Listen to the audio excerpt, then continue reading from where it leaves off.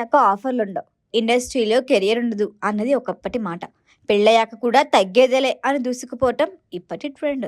South నార్త్లో పెళ్ళైన బ్యూటీలు జోరు మామూలుగా లేదు. ఇప్పుడు ఈ లిస్ట్లోనే చేరింది కీర్తి సురేష్.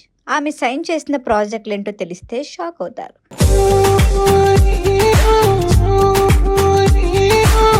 మహానటి కీర్తి సురేష్ ఈ మధ్య పెళ్లి చేసుకుని వైవాహిక జీవితంలో అడుగుపెట్టింది.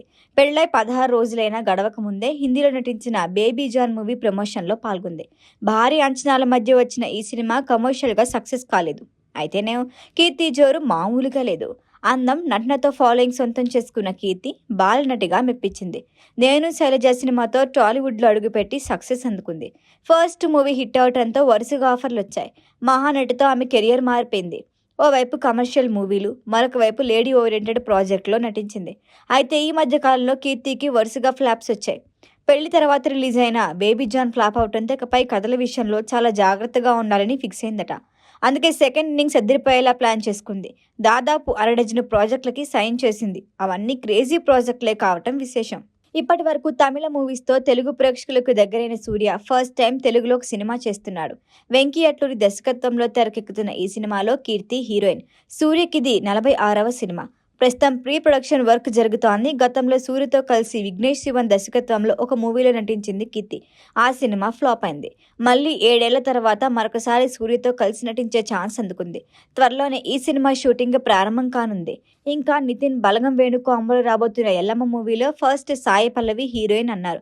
కానీ ఇప్పుడు ఈ ప్లేస్లో చేరింది కీర్తి. బలగం తర్వాత రాబోతున్న ఈ సినిమాపై కూడా మంచి అంచనాలే ఉన్నాయి. 3వ మూవీ విజయ్ దేవరకొండ రౌడీ జనార్దన్. దిల్ రాజు నిర్మిస్తున్న ఈ సినిమా ఈ ఏడాది సెట్స్ పైకి వెళ్లనుంది. ఇక మలయాళంలో టివినో థామస్తో మరొక 2 తమిళ సినిమాలకి గ్రీన్ సిగ్నల్ ఇచ్చింది. ఇవి కాకుండా ఇప్పటికే ఆమె నటించిన 2 తమిళ చిత్రాలు రిలీజ్కి సిద్ధంగా ఉన్నాయి. వీటితో పాటు నెట్ఫ్లిక్స్లో అక్క అనే వెబ్ సిరీస్ చేసింది.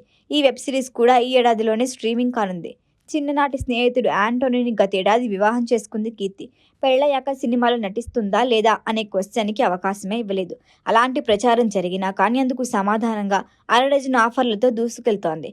మొత్తానికి వరుస సినిమాలతో బిజీగా ఉంది కీర్తి. ఇంకా చెప్పాలంటే పెళ్లైన తర్వాత జోరు మరింత పెంచి యంగ్ హీరోయిన్లకి గట్టి పోటీనిస్తోంది.